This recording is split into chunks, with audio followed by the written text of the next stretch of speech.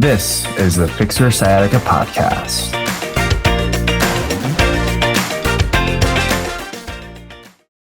As of this episode, I am at home taking care of my 9-day-old daughter and wife. Now, my wife has been dealing with some neck pain and shoulder pain during the breastfeeding experience, and it's only been 9 days. The questions that come to my mind are, does this last forever, or does it just get better over time, or does she need to do something different about how she's breastfeeding? So as a physical therapist, I had to get down and understand what was causing the pain, and from there develop a truly easy to follow action plan for my wife to follow. And when I say easy, I literally say easy, as I'm taking just a few moments away from them to record this episode. After implementing these stretches and strategies to my wife's routine, she actually experienced a complete resolution of her pain, even after doing the exercises one time around. So I thought I'd share it with you.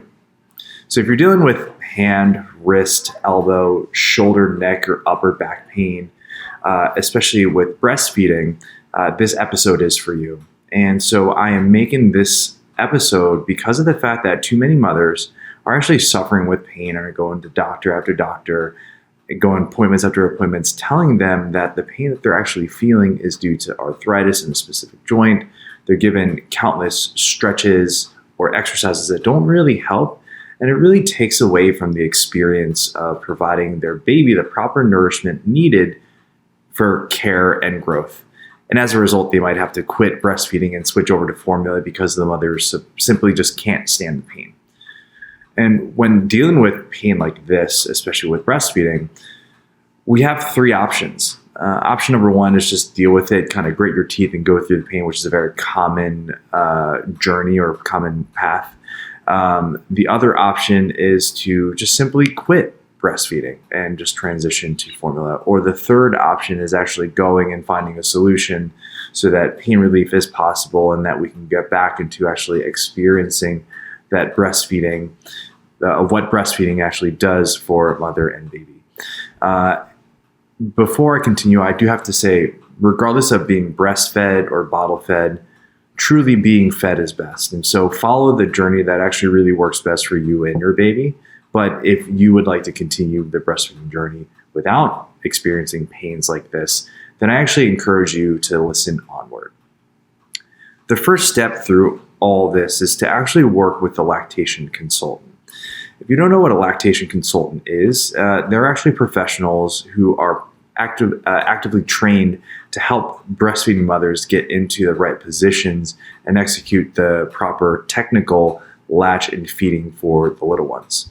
So with these professionals, you can either go through the private pay route, but if you also have general commercial insurance, you might actually have some sort of lactation services covered under your policy.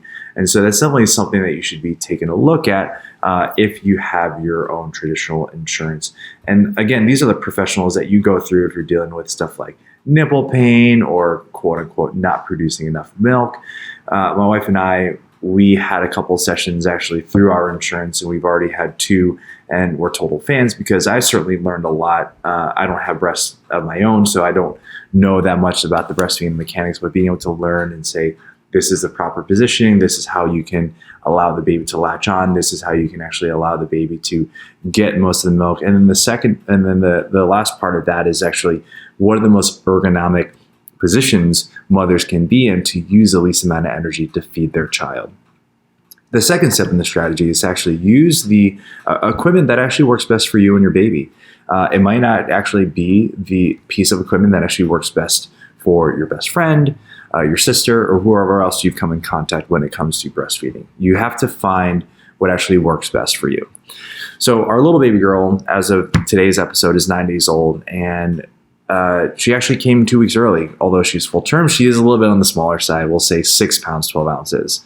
And what that means is that she is a little bit smaller than the typical full term baby, and meaning that the boppy pillow that we actually had, which is kind of like that horseshoe shaped pillow that you would wrap around the mother to hold the baby, was a little too big and had too big of a space between mother and the pillow, which resulted in our daughter actually falling in through the hole, which was something that we didn't necessarily need at the time. So it turns out that my wife was actually using more energy just trying to hold on to our daughter instead of actually focusing on feeding her. And that's where we started to notice some pretty significant aches and pains in both the neck, arms, and shoulders. We actually just recently switched over to the Breast Friend support pillow. And so we moved into it, and it turns out to be a huge game changer. And really what I love about this pillow itself is that it's adjustable, which allows you to make it tighter or looser depending on how big or how small your postpartum belly is over time.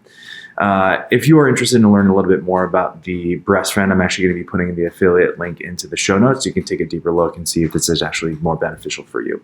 This episode is brought to you by the Patient Advocate Program. Are you tired of not having support between your rehab sessions? Introducing the Patient Advocate Program, and we're focused on your recovery, and we're offering you 24/7 access to a doctorate of physical therapy. Stop waiting in line to be seen and stop spending hours doing long exercise programs. Imagine being able to get all of your care delivered straight to your phone. Best of all, it's affordable. We believe everyone deserves top-notch relief without breaking the bank. So why wait? Take control of your health today and visit ptpatientadvocate.com and book your free call with our experts.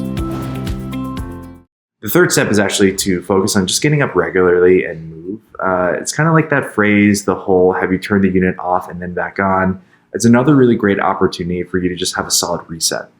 When you're having challenges latching, you're having challenges with having the baby latching, or your body just isn't feeling that great because you're just like, this isn't really comfortable, just pause for a moment, get up, and simply move around for a minute or so. No stretching needed during that. Just simply get up from your chair or your bed and just walk to the end of the hall and back, and then try that out again. See if that actually has a positive impact in regards to how you feel and how you can actually get your child to start feeding. The fourth step is actually going to be staying hydrated. One of the things I noticed is that my wife cannot get more hydrated. I just consistently feed her water, which is actually extremely helpful. Dehydration can lead to more fatigue on top of what you're already experiencing when dealing with the baby. And what I often tell my patients is that if you have to get up every hour or so to go pee, then you're properly hydrated. And plus, this actually helps break down the mundaneness and monotony of sitting down for long periods of time, especially when you're trying to rest. Getting up and moving is going to be particularly useful for you. And the fifth step is actually going to be what you've probably all been waiting for, like the optimal stretches. And so this is why we do these stretches, and all of the stretches that I'm going to be sharing with you, you can end up doing it for, say, 10 repetitions, or you can hold it for 20 to 30 seconds, whichever actually feels the best. You don't need to do this super crazy. It's just an opportunity to get you to move around a little bit and make yourself feel a little bit better. The first one is going to be a very, very simple, just look up towards the ceiling. When you're breastfeeding, when you have a beautiful little baby, it's actually really hard to not look at them all the time. I know for myself, I'm holding my child and I cannot stop staring at her because she is the most beautiful thing in the world. But that also means that we're looking down for hours in the day, and that can actually cause a lot of irritation in both our neck, arms, and shoulders and hands. And so every hour or so, when you remember, maybe even set yourself a reminder from a feeding schedule standpoint, look up to the ceiling and just take a nice deep breath. The second stretch is actually really helpful, and that is going to be doing just a simple chin tuck. You can actually do this by looking straight ahead and then simply tuck your chin and have your head move backwards. Think about kind of straightening out your neck. After hours of looking down, the curve in your neck actually gets a little bit more pronounced. So what that does, a chin tuck actually helps flatten out the spine and reduce the strain in your neck. It actually allows everything to get a little bit more alignment, also reduces the amount of energy it requires to hold your head up.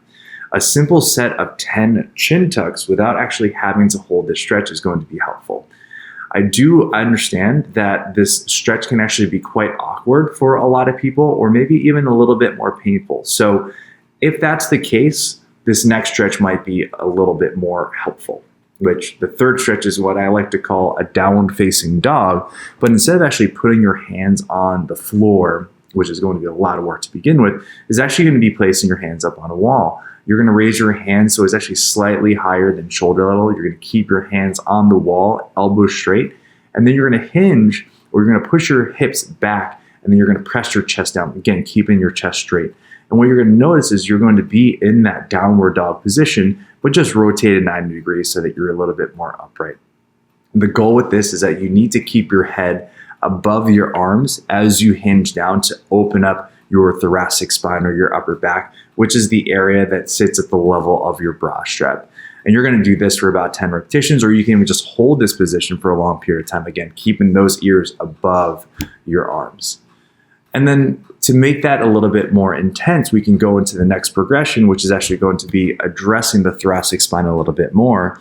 And so instead of having your flat palms up against the wall, you can actually have your elbows up against the wall and then have your hands apart, and then you will drive your chest to the wall. So kind of like imagining like a dog that is stretching out their shoulders when they get up from a long time of sitting. And this too can be done for 10 repetitions or held for about 20 to 30 seconds, whatever feels the best. And then the last stretch that I find to be really helpful is actually the pec stretch. What ends up happening is that you're holding your baby, your elbows are flared out, everything is rounding forward, your posture is all off. So we want to be able to do the exact opposite of the motions that you're doing hour upon hour throughout the day. And so some people actually suggest a doorway pec stretch to stretch out both sides, but I'm actually a huge fan of stretching out one arm, one pec muscle at a time, and actually focusing on stretching the pec rather than tweaking the shoulder.